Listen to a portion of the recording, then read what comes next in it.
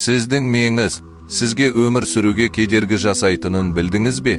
Bir жағынан ойға сыймайтын сияқты, бірақ мына бір оқиғаны тыңдап көріңіз.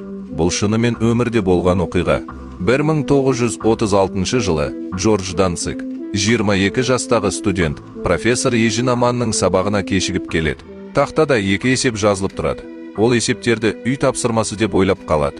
Бірақ шын мәнінде, бұл статистика бойынша шешімі жоқ деп саналған танымал есептер болатын.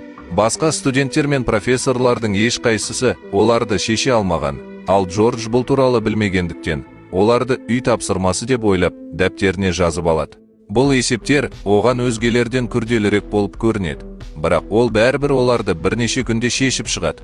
Жас студентте бұл әлемдік өте қиын тапсырма деген ой болмады, сондықтан ол есептерді шеше алды. Кез келген ой біздің өмірімізге әсер етеді. Негативті ойлар кедергілер тудырса, позитивті ойлар ой еркіндігін сыйлайды. Бұл әлемде мүмкін емес нәрсе бар деп ойламаңыз.